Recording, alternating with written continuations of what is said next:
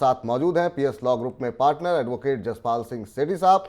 जसपाल जी, बहुत बहुत स्वागत है मनी 9 के इस मंच में आपका, और ख़ास तौर से ऐसे हफ्ते में आप जुड़ रहे हैं जब पूरा देश आज़ादी का अमृत महोत्सव मना रहा है। हर बार 15 अगस्त पे ही हम लोग सेलिब्रेट करते थे और इस बार हम देख रहे हैं पूरे देश में ये पूरे हफ्ते सेलिब्रेशन चल रहा है तमाम जगहों पर। कैसे देख रहे हैं आप? अभी हमने सुर्खियों में भी बताया कि किस तरीके से टैक्स कलेक्शन में, डायरेक्ट टैक्स कलेक्शन में 40% का इजाफा हुआ। इस अमृत महोत्सव से आने वाले जो अगले 1 दशक या 2 दशक हैं, भारत का भविष्य कैसे देख रहे हैं? भारत की अर्थव्यवस्था का भविष्य आप कैसे देख रहे हैं? क्या कुछ उम्मीदें हैं आपकी? सबसे पहले तो नमस्कार विपुल जी, और आपका बहुत बहुत धन्यवाद मुझे इस चैनल पे आपको बुलाने के लिए। धन्यवाद सर। देखिए, जो हम आगे टैक्स कलेक्शन की बात कर रहे हैं, पिछले कुछ सालों में टैक्स कलेक्शन काफी ज्यादा बढ़ा है और ये आने वाले सालों में मेरे को बहुत उम्मीद है कि ये आगे बहुत ज्यादा बढ़ेगा जी। इंडियन इकोनॉमी की अगर हम बात करेंगे तो it is a very growing economy, और इस कोई चांस नहीं है, कोई ऐसी उम्मीद नहीं दिखती कि ये हमें किसी भी तरह का कोई नीचे इसमें कटौती होती हुई नजर आए।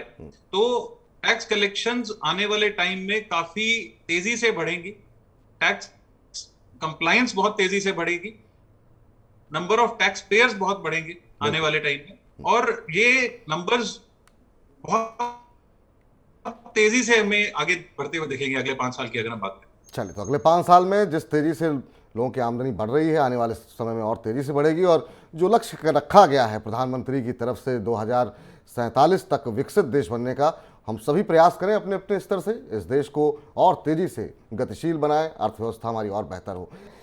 सेठी साहब, पहला सवाल आपसे होगा कि इनकम टैक्स का नोटिस आने का क्या मतलब है, और अगर किसी को नोटिस आ जाता है तो सबसे पहले उसे करना क्या चाहिए?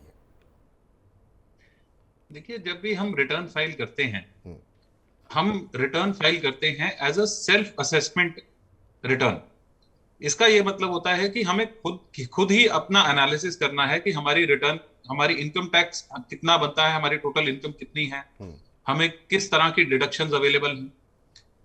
इसके अंदर ये जो स्कीम है सेल्फ असेसमेंट, इसका ये मतलब होता है कि आप अपनी रिटर्न को असेस करके भर दीजिए। उसके बाद इनकम टैक्स जो सीपीसी सेंटर अब बनाया गया है, which is called central processing centre, वो हमारी जो इंफॉर्मेशन अवेलेबल है इनकम टैक्स डिपार्टमेंट के साथ, उसके साथ उसको मैच करता है, और अगर कहीं मिसमैच आता है या हमारी सेल्फ असेसमेंट के अंदर कोई कमी पाई जाती है, कोई हमने गलत क्लेम ले लिया है या गलत फॉर्म भर दिया है, हमारी इनकम रेंट हमें 2-3 जगह से आ रहा है, हमने उसको फॉर्म 1 में दिखा दिया जहां पे एक ही रेंट की इनकम अलाउड है, तो इस तरह की गलतियां होती हैं तो हमें नोटिस आ सकता है। दूसरी तरह का नोटिस हमें आ सकता है जहां पे हमारी कोई अर्थमेटिकल एरर्स हो, कहीं हमारी इनकम हमने शॉर्टफॉल किया हो, या हमारा जो फॉर्म 26 एएस है उसके अंदर मैचिंग ना हो रही हो, या हमने कोई टैक्स नहीं भरा है, जो हमारा बैलेंस टैक्स पेबल है नहीं भरा। तो 2 तरह के बेसिक नोटिस होते हैं।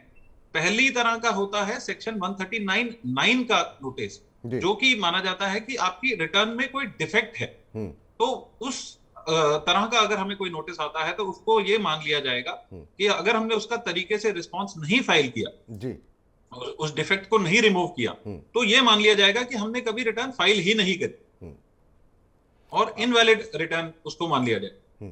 दूसरी तरह का नोटिस हमें आता है कि जहां पे हमारी गलती, बेसिक रिटर्न हमारी सब कुछ ठीक है, बट हमारी कोई अर्थमेटिकल एरर हो गया, या हमारा कोई टैक्स का मिसमैच आ गया, या हमने कोई फॉर्म के अंदर कमी छोड़ दी, तो वहां पे हमें 143(1)(a) का एक नोटिस आता है, which is an pre intimation notice, कि कोई प्रपोज्ड एडजस्टमेंट वो करना चाहते हैं टैक्स की डिटेल्स के अंदर। तो ये 2 बेसिक नोटिस होते हैं जो हमें रिटर्न फाइलिंग से रिलेटेड हमें आ सकते हैं। ठीक। अब आपने इसके जी, अब आपने जिक्र किया 149 का, 143 का। 147 और 148 सेक्शन क्या होते हैं, और किन धाराओं में सब व्यक्तिगत टैक्स पेयर को सबसे ज्यादा नोटिस भेजे जाते हैं, ये भी आपसे समझना चाहेंगे। देखिए, 147 और 148 के नोटिस थोड़े से ज्यादा टेक्निकल हैं। टेक्निकल मैं इसलिए कह रहा हूं कि जैसे मैंने अभी बात करी कि हम सेल्फ असेसमेंट टैक्स के दायरे में आते हैं, तो जब भी हम रिटर्न भरते हैं तो इसको असेस करके एक इंटीमेशन हमें दी जाती है, वो होती है सेक्शन 143(1) के अंदर। जहां पे जब हमारी इनकम प्रोसेसिंग हो जाती है, हमारा कोई रिफंड होता है, वो जनरेट हो जाता है, आ जाता है, हमें मैचिंग कर दी जाती है कि आपकी रिटर्न आपने फाइल करी थी, ठीक है या नहीं। इसके बाद जो हमारे असेसिंग ऑफिसर होते हैं, उनके पास एक ऑप्शन होती है कि वो अगर इसके अंदर कोई डिटेल्ड इन्वेस्टिगेशन करना चाहें कि हमने हमारी रिटर्न थी वो ठीक तरह फाइल करी थी कि नहीं करी थी, या हमने अपनी तरीके से पूरी इनकम डिक्लेयर करी है कि नहीं करी, इसकी असेसमेंट, स्क्रूटनी असेसमेंट जैसे हम आम भाषा में बोलते हैं, तो स्क्रूटनी असेसमेंट उसको बोला जाता है। वो किया जाता है सेक्शन 143(2) के अंदर और 143(3) के अंदर।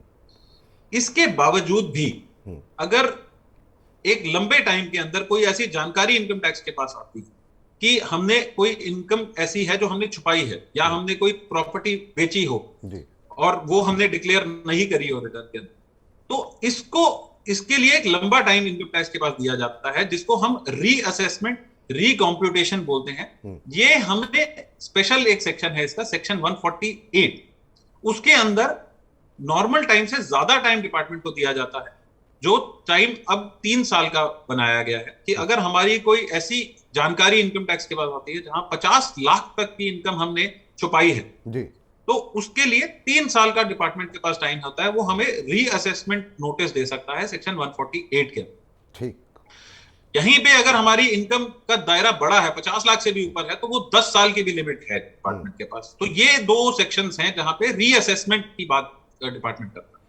अब सवाल अगला ये होता है कि मान लीजिए कि एक आम आदमी की बात करें, तो अगर मान लीजिए कि इनकम टैक्स के नोटिस आ गया और समझ उनके पास नहीं है, या फिर अगर उन्होंने जवाब नहीं दिया, नज़रअंदाज किया, उसको अवॉइड किया, उसके क्या कुछ परिणाम हो सकते हैं, किस तरह की कार्रवाई हो सकती है? क्योंकि बहुत लोग जब तक कार्रवाई नहीं होती है तमाम नोटिस को इग्नोर करने की भी आदत होती है, तो क्या करना चाहिए, उनके ऊपर किस तरह की कार्रवाई हो सकती है? बिल्कुल जी, ये बात आपने बहुत अच्छी करी है कि आम लोग जब तक टाइम हर कोई नोटिस जब भी आता है किसी भी तरह, चाहे वो हमारी इनकम टैक्स रिटर्न से रिलेटेड हो, उसके अंदर जैसे मैंने बात करी कि डिफेक्ट है या कोई अर्थमेटिकल एरर, कोई भी एक्शन लेने से पहले डिपार्टमेंट एक मौका देता है नोटिस भेज के कि अगर आप चाहें तो ये डिफेक्ट को रिमूव कर लें। उसके लिए हमारे पास कुछ दिन का टाइम होता है, कुछ सेक्शंस के अंदर 15 दिन का टाइम होता है, कुछ सेक्शंस के अंदर 30 दिन का टाइम होता है। हमें इन नोटिसेस को बहुत ध्यान से लेना चाहिए। ये कोई बहुत हार्मफुल नोटिसेस नहीं है, या हमें इससे कोई डरने की जरूरत नहीं है। ये एक कम्युनिकेशन का तरीका है डिपार्टमेंट आपको आगाह करने का कि इस चीज के अंदर कोई प्रॉब्लम है, आप इसको ठीक कर लें। अगर हम इन नोटिसेस को इग्नोर कर दें और अपना वो कुछ 15 दिन का या 30 दिन का टाइम गवा दें, तो डिपार्टमेंट अपनी समझबूझ के साथ जो वो जितनी भी जानकारी हमने उनको दी है उस हिसाब से हमारी इनकम कंप्यूट करके हमारी डिमांड्स क्रिएट कर देगा, या हमारा कोई रिफंड बनता है तो उसको कम कर देगा। तो ये तो हैं कुछ जनरल नोटिसेस जो हमें आते हैं और जिनकी कोई बहुत ड्रैकोनियन, कोई बहुत बड़ी सजा नहीं है, पेनल्टी नहीं है, या कोई नुकसान नहीं है। ज्यादा से ज्यादा नुकसान ये है कि हमारी रिटर्न के अंदर कुछ डिफेक्ट आ जाएगा, फिर हम उसको रेक्टिफिकेशन के जरिए ठीक दोबारा करने के मौके मिल सकते हैं। ठीक, अब दूसरी तरह के कुछ नोटिस आते हैं जी अपनी बात, दूसरी तरह के कुछ नोटिस आते हैं जो कि ज्यादा टेक्निकल हैं, हमारी रिटर्न से हमारी असेसमेंट से रिलेटेड हैं, या कोई इंक्वायरी करना चाहता है डिपार्टमेंट, उसको अगर हम इग्नोर करें तो वहां पे प्रावधान ज्यादा सख्त है, पेनल्टी के भी वहां पे प्रावधान है, और अगर ज्यादा सिवियर हम इग्नोरेंस वहां पे कर दें तो प्रोसिक्यूशन के भी प्रावधान इनकम टैक्स ने रखे हैं। अब अगला सवाल ये आता है कि मतलब अगर मान लीजिए नोटिस आ गया है तो पहली प्रतिक्रिया होनी क्या चाहिए, क्या करना चाहिए?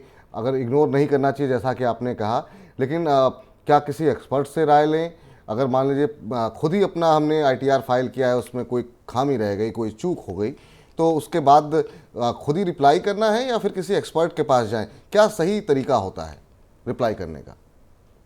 देखिए, जो जैसे कि मैंने अभी 2 कैटेगरीज डिफाइन करी कि रिटर्न से रिलेटेड कुछ नोटिसेस होते हैं और कुछ थोड़े से ज्यादा टेक्निकल नोटिसेस होते हैं जी।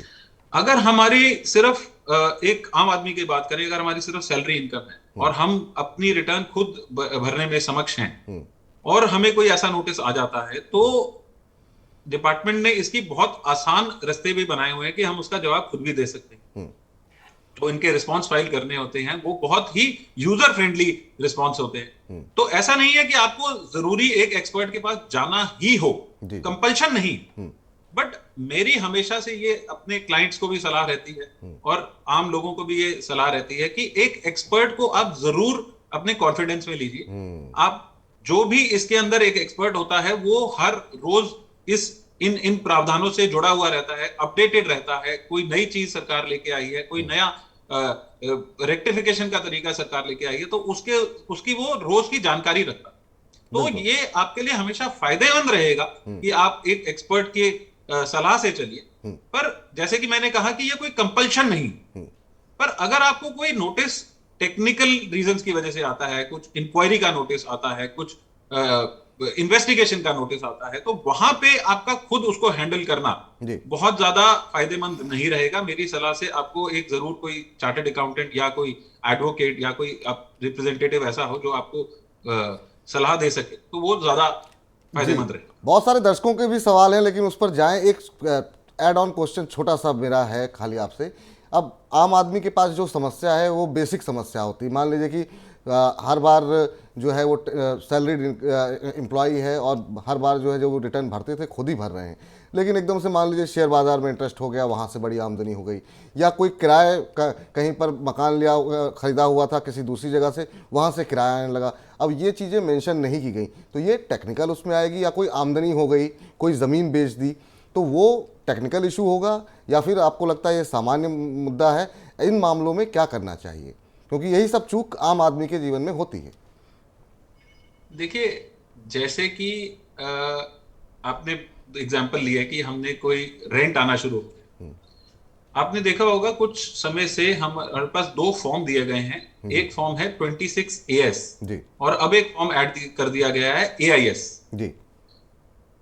यहां पे इनकम टैक्स ने बहुत सारे प्लेटफॉर्म से डाटा इकट्ठा करना शुरू किया।